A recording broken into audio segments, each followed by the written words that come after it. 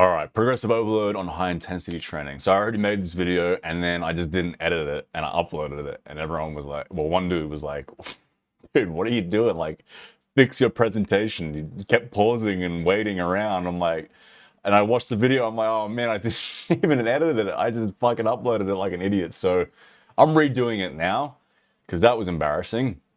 Progressive overload is super important on high intensity training. Super important in training in general, but especially if you're a natural or you're training in high intensity. You have to leverage progressive overload when you're training with high intensity, and you have to leverage progressive overload if you're natural. Granted, if you're training volume or you're on steroids or both or whatever, it's still important.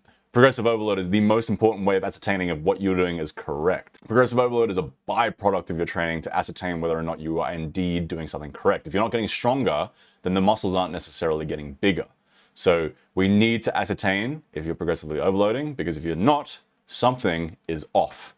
And there's a few more nuances that go into high intensity training in regards to progressively overloading than there is in volume. It's far less forgiving than it is in volume. So let's go over it before you start fucking things up. So first things first, I just want you to understand the difference between two different types of adaptative responses. There's more to the adaptations than just these two, but these are the main two ones, which are neurological adaptations, which is your brain getting more efficient at the exercise and getting stronger because you're able to be more coordinated. And then there are actual contractile adaptations, which is when the muscle is actually getting physically stronger or bigger and thus can output more force. We have to understand these two different distinctions because it's going to come into context in the next few points. So understand there are two main different types of getting strength gains: neurological adaptations and contractile adaptations. Now, the reason this is important to understand is if you have just started training, or you have a new variation of exercise, or you've changed a parameter, you are now going to make neurological adaptations. Your body is not efficient at this new movement pattern or parameter. When you first start lifting weights, you start doing a squat. Generally, you can add 2.5 kilos or more to your squat every single session. Not because your muscles are necessarily getting that much stronger every session. Granted, they are getting stronger. More so is that your neurology is getting more efficient at said exercise. So you can progressively overload real quick when you're doing something that is foreign to the body. However, over time, you become efficient at the exercise. You get good technique at an exercise. Consider this like when you were a child learning how to ride a bike. You had the strength to ride a bike as a child. You had the strength to go fast and do all these cool things on your bike, but you didn't have the coordination or the neurological adaptations to yet ride the bike efficiently. You had to use training wheels at first. Same thing with the squat. When you first start, you're not that good at squatting, and over time you get very quickly strong at it because you're getting more neurologically adapted. But then eventually these slow down, you get efficient at it, and all of a sudden you're now working far more on your contractile strength increases, and thus progress slows down. The problem being is people will oftentimes slow down their progressions, they get neurotic, and then they change parameters because they think they've plateaued. I'll get into that later, but this is the last thing you want to do. You want to keep honing in on that exercise because now you are actually getting contractile adaptations. When you first start, or when my clients first start lifting weights, they will build some muscle, but it isn't until about the 2 to 3 month margin that they start actually building more muscle when they are actually getting more technically efficient at the exercise, or they become neurologically adapted to the exercise. Now they can recruit every motor neuron. They can take these sets to closer parameter to failure and thus get more contractile adaptations versus the neurological adaptations, and they start building more muscle. They get more hypertrophy, which is ultimately what you're looking to do. So progress has to slow down, but that's okay. There's nothing wrong with this. It's not necessarily that you are now not getting as much muscle. It could very well be that you actually get more muscle when you start to get past the neurological adaptative stage. And also you have to understand that progress is progress. Yes, you might not be adding, 2 kilos to your bench press every session anymore. You might be only adding a rep every session to your bench press. If you have been training for a few years, it might be a rep every other session. But let's say, for example, you're adding 1 rep to your bench press every single session. You're doing an 8 to 12 rep gradient. On the first week of the month, you do 8 reps. By the end of the month, you do 12 reps. And then the next month, you then progress the weight. That's, let's say you're adding a kilo every month. You're adding 12 kilos to your bench press every month. For an advanced trainer, that could be a lot of progress.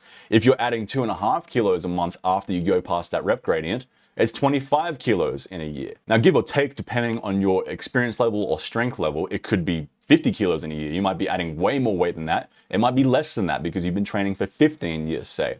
But you have to see this on a long-term continuum. Yes, it's not fun not being able to add weight to a lift every single session. But if you think about it on a longer time frame, you can then see the significant progress that you're going to make, rather than getting depressed about the fact you're only adding a rep every session and then changing the parameters and thinking that wow, I went from a barbell bench press to a dumbbell in press, and all of a sudden my progress is through the roof again. It must be this new exercise, or it must be this new way of training. No, it's neurological adaptations. And if anything, you're actually building less muscle. You're building neurological adaptations instead. So progress is progress. Think about it on a long-term basis and it'll be far more motivating. You won't be as depressed about this measly one rep that you gained last session or this session. And when you're training high intensity training, progress is slower than ever because you aren't milking neurological adaptations. When you're training bench press 3 times a week because you're doing reps in reserve, you're going to get even more neurologically adapted. You're going to get even more technically proficient, and thus you can keep progressing a little bit faster than, say, you're doing high intensity training. Also, volume training, a lot of times you're cycling out lots of different parameters. You're training with different rep ranges, different exercises, all this nonsense that then milks neurological adaptations. This is why volume's so popular, because it's a very good way of marketing to the masses when it's like, you're tricked into thinking you're making all this progress when, have you built all that much muscle? No, I definitely wasn't. So take that into consideration. It's going to be a bit slower on high intensity, but you're going to have honest gains. And on top of that, in some cases, you will actually progressively overload quicker.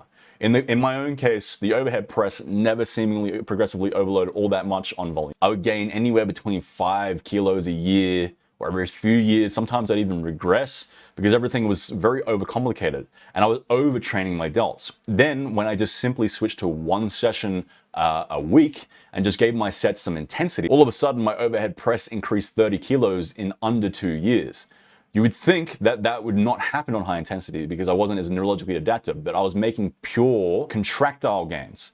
So there's been many instances where people switch to high intensity and actually progressively overload quicker. And that progress they do get is much more honest and it's much more targeted on the muscle tissues themselves rather than the nervous system. Now, the next point is it is vital to standardize your training. I just made a video about standardization of training.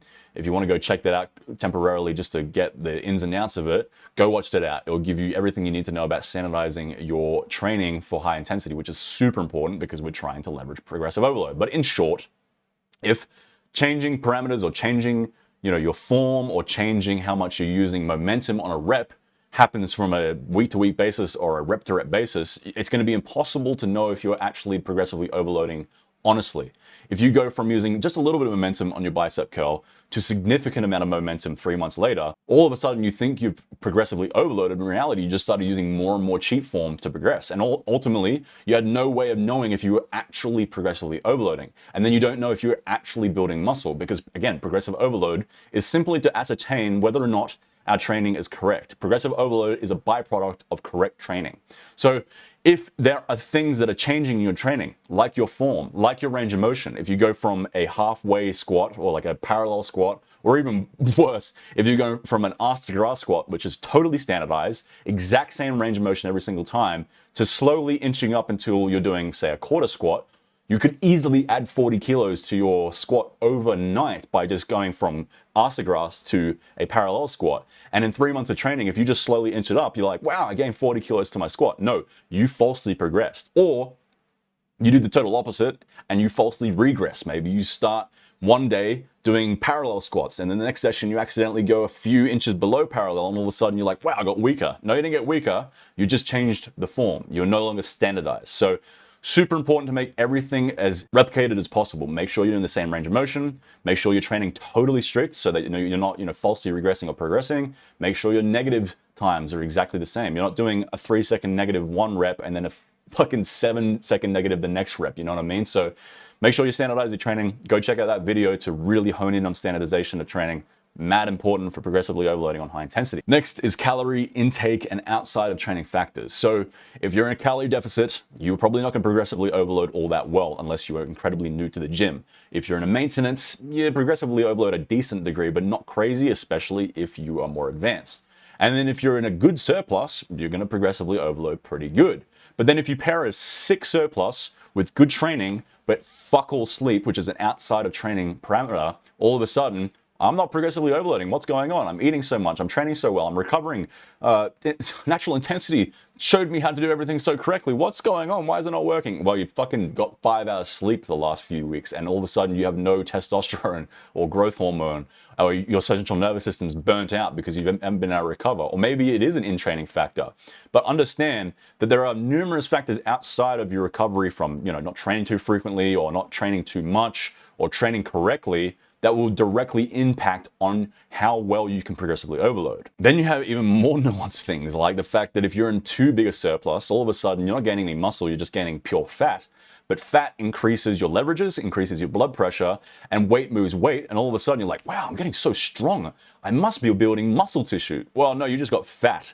I'm 85 kilos right now. If just miraculously, in the next few minutes, I was 130 kilos, I would be way stronger on every single lift, even though I was no more muscular, because weight moves weight and leverages increase your ability to lift weights. So if you're in too much of a surplus, you might not know if your training is working or if you're doing everything correctly. You just got fat, and fat makes you strong. So that's another nuance. Or maybe it's winter and you have a vitamin D deficiency because you're Irish like me and you need to be supplementing with vitamin D during winter because there's no fucking sun. All of a sudden, you're vitamin D deficient, cascading effects, all your hormones are out of whack, you have no energy, and all of a sudden everything's perfect except the fact that you have this tiny benign issue in a vitamin D deficiency, and progressive overload is ceasing to exist. Or maybe it's a spectrum. Maybe you have a vitamin D deficiency, right? It gets very nuanced, but you have to go over yourself with a fine-tooth comb, because you might have a vitamin D deficiency and you're progressively overloading, but maybe you could have progressively overloaded twice as fast if you had all these other things optimized.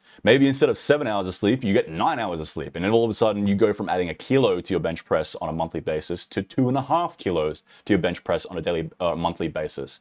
All of a sudden you're making twice the gains. You thought you were progressively overloading optimally, but really, you could have optimized it more. So go over all your training factors and all your non-training factors, especially, because there's far more non-training factors than there are training factors, especially the high intensity. High intensity is pretty simple, but your non-training factors are not. There are many nuances here. Go over them with a fine-tooth comb. Make sure you're doing the saunas and the ice baths and all the recovery aspects, and every little percentage that counts will make you progressively overload just that much better. Next is different exercises and micro/macro progressions. So this should be a no-brainer, but the amount of times I've seen people who don't understand the distinction between progressively overloading a heavy compound lift like a deadlift and then a very isolation movement like a side lateral is astounding. Or maybe they understand it, but they don't really understand it that well. For example, a deadlift. You could fundamentally add 5 kilos to your deadlift for a very long time. You could add 2.5 kilos to your deadlift for a very long time after that. You might be able to add kilos every single session to your deadlift for 3 years straight. Good luck adding the same retrospective weight to a side lateral raise for 3 years straight. Else we'd all be side lateral raising 300 fucking kilos after 10 years of training. It's just not physiologically possible. Now, you might hear that and go, well, yeah, I already knew that, but it gets a bit more nuanced than that. Let's say, for example, you're doing a side lateral raise and you're doing 8 to 12 reps. Let's say, for example, you get to the 12 rep margin and it's ready to progress the weight because that's your margin, which I'll go into in a second as to what a macro and micro means. But let's say you get to that 12th rep, you got 10 kilos, cool. Let's add up to 12.5 kilos because typically dumbbells go up 2.5 kilo increments. Well, side delta, very small muscle. So you add 2.5 kilos to each arm, all of a sudden a 5 kilo jump on such a small muscle is a way too big a jump. And all of a sudden you go from being able to do 12 reps with 10 kilos and then you do like 5 reps with like 12.5 kilos. Now we have to increase the rep gradient. We have to go 8 to 16 reps, for example, or maybe even 10 to 20 reps, higher rep ranges, to leverage the fact that if you can do 16 reps with 10 kilos, then you can probably do 8 to 9 with 12 kilos. Rather than jumping too prematurely through a 4 rep range gradient, and all of a sudden you simply cannot get the same amount of reps. The amount of times I used to do this where I would try to jump small muscles like the side lateral raise or the side deltoid, and I would then be doing insufficient reps when I made that jump, and then I would start using cheating form, and thus I'd no longer be standardizing. I can't count it. So make sure that you have a decent rep gradient for a different exercise. If you're doing deadlifts, you might only need to do, say, 6 to 8 rep gradient, because if you can do 6 and then the next session you can do 8, probably stands to reason you could then jump 5 kilos, because there's the quads, the hamstrings, the glutes, the spinal erectors, all these large muscles all working in tandem. They can progress really quickly and they can jump load way bigger, but not a side lateral raise. And then you have somewhere in between, like a tricep extension. You could probably add 2.5 kilos to a tricep extension after doing an 8 to 12 rep gradient. But it depends on the exercise. If it's really heavy and compound, you don't need a huge rep gradient, which is a micro progression. A micro progression is when you add a rep, or maybe you add half a rep. You're doing a bench press, last session you got 11th rep and you couldn't even budge it off your chest. Next session, you get the 11th rep and you make it halfway up and you're like, wow, fuck, I almost made it, but not quite, I failed. Then the next session after that, you actually make a full rep jump. A micro gradient doesn't necessarily have to even just be a rep, it could be half a rep. And for those of you who are advanced, this could mean quite a lot of progress. It can be really difficult to progress a rep every session when you've been training for a long time.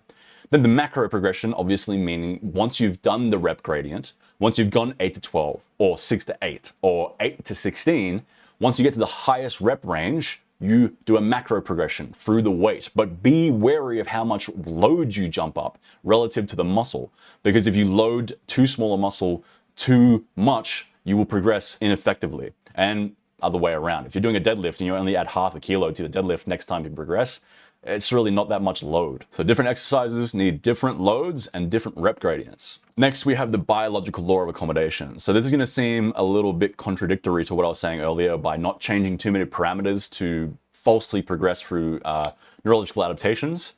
But at a certain point, let's say you've been bench pressing for 3 years straight and you are not actually progressing at all anymore, or it's such nominal progression, or maybe you're not really feeling the target muscles anymore because you sensitized to this movement pattern, then it might be time to try a separate exercise or just introduce a new exercise. Maybe you split it up into blocks. So week A, you start off with a heavy compound bench press, and then week B, chest day, which is the next week afterwards, you start off with a heavy dumbbell press, which is a new movement pattern, which will allow you to be now desensitized to the exercise. How many times have you trained an exercise every single session for, say, 6 months straight, and it started off, you could really feel that muscle working and it just felt great.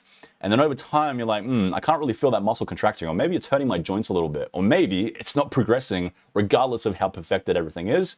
Well, then eventually, yes, you have to change the exercise or throw something in. In my case, this was the case with a few exercises, and then I would just split it concurrently. I would do one variation one week, another variation the next week, and then when I did come back to the bench press that I'd been spamming for a few months, it actually started making more fresh progressions because I wasn't just spamming it and I wasn't so sensitized to it. Now, I wouldn't do this with too many exercises. Don't have like 8 different pressing variations in rotation. There's just no real point, but maybe 2 or 3 could make things a little bit more fun too. If you're just fucking doing the same shit all the time, all over again, even if you're even progressing somewhat well, it's kind of boring. I like some fresh new exercises just to keep me mentally stimulated and make progressions fresh. And then, yeah, okay, you might make some neurological adaptations at the start, and that can be good for your mentality too. But because you've been training for quite some time, the neurological adaptations aren't going to like last for like 6 months. You know, it might be a week or 2 before you get adapted to the exercise, and then you still have fresh progressions because it's a new sensitive exercise.